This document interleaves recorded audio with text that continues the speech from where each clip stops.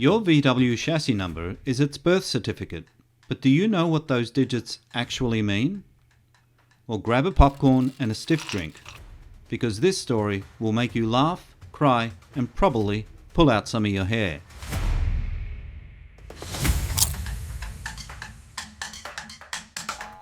This is a somewhat comical story of how VW just couldn't get their chassis numbering system to work, which has led many of us owners scratching our heads wondering what these numbers mean. Our story begins in 1946, where the first system was introduced, the simple prefix hyphen sequence. It's a mouthful, but let me explain. In that year, VW began exporting their Beetle, and with the foresight that they were also going to be exporting the Kombi soon, they added a 1 hyphen prefix in front of the production number, firmly establishing the Type 1 Beetle. And now 1950 rolls in, and VW are exporting the Kombi, and because the bus is a Type 2, you would naturally assume they would add a 2 hyphen in front of the production sequence. No, they added a 20 hyphen, and if you're wondering why 20, join the club. VW never explained it. So if your number starts with a 1 hyphen or a 20 hyphen, you're in this era. It's 1956, and now VW decided there was no point in this prefix. Let's just drop it. And they did. With the prefix now gone, the second system begins. Simple was the key here. Just the 2 production numbers that continued on from the sequence of the previous system. And as new cars were developed and exported, like the Karmann Ghia in that same year, they just added it to the same production sequence, to the one that was formerly known as 1 hyphen.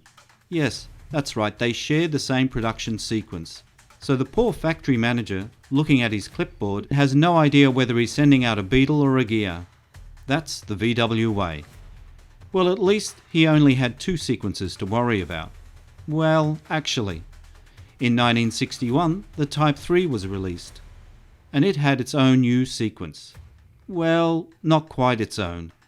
In their wisdom, VW decided that the Karmann Ghia was so good, they would make another version of it and include it in the Type 3 sequence.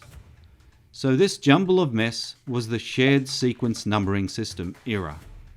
And it continued until July 31st, 1964. So if your chassis number is less than 9 digits long and without a hyphen, it belongs here. Okay, clearly things were getting messy here with all the shared sequences. So VW decided a reboot was necessary. And on August 1st, 1964, they unveiled their 9-digit code system, where the first 3 digits would now give important identifying information about the vehicle, while the last 6 indicated where it belonged in the production run. It worked like this. Digit 1 was the VW type. At the time, that was either a 1, 2, or 3. Digit 2 was sometimes used as the model and sometimes the body style. Yeah, I can hear you laughing already. Here is the Type 1. And they gave the Beetle a 1 as its identifier. The Karmann Ghia, the original one, a 4. Both the Beetle and Ghia came in a convertible, so they gave both of them a 5. It's head-scratching time. The third digit was the last digit of each model year, so for the 1965 year model it was a 5. So for 1965, the first Beetle was 115 with all its zeros and 1. And the Ghia was a 145 with all its zeros and 1. We can't tell if the 155 was a Beetle or a Ghia, but we know it was a convertible. Each model year production number sequence would restart at 1, and that third digit would increment with the year.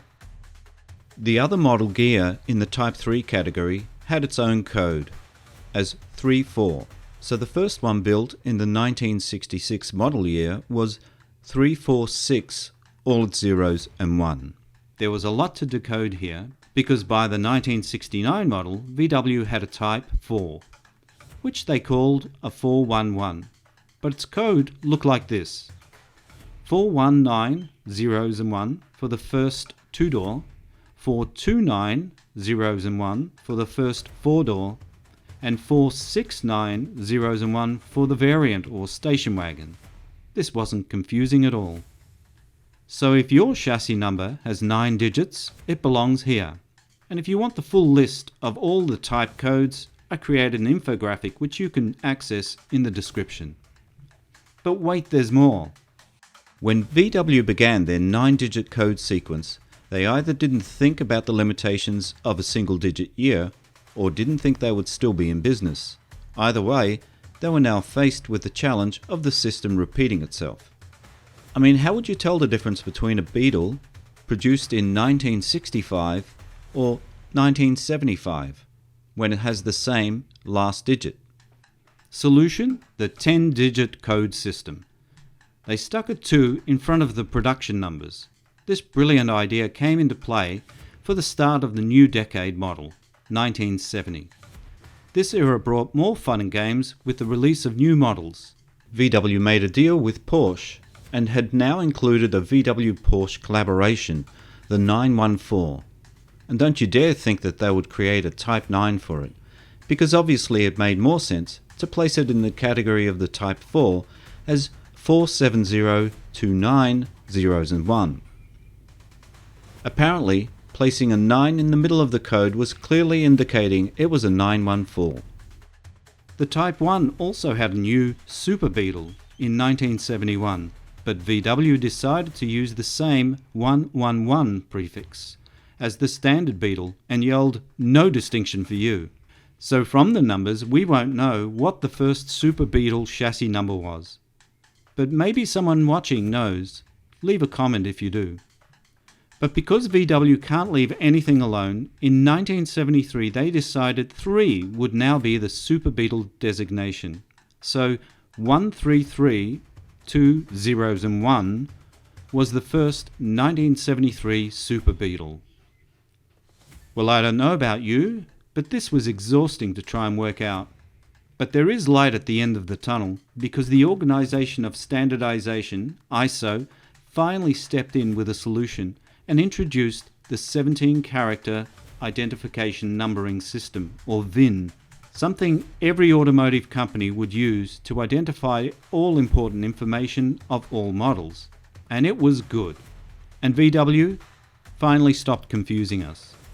And then promptly stopped building air-cooled cars in Germany. Coincidence? You decide. Thankfully, Mexico and Brazil decided to continue production of some of these models, so you may see the official VIN numbers on some of them from this final era. Yes, an interesting mess with 5 different eras. And if you've ever stared at your VW chassis number and wondered if it was designed to drive you insane, you're not alone. VW kept changing the system, and we're still decoding it today. So whether your VW starts with a 1- or a 20- or looks like a Wi-Fi passcode, remember, it's all about the fun. And if this video gave you clarity or made things worse, hit that like button either way. A special thanks goes out to the members of thesamba.com, where much of the research, debate, and shared wisdom that helped untangle this numbering mess has been hashed out, challenged, and refined over years. Without that community, half of this story would still be buried in the archives.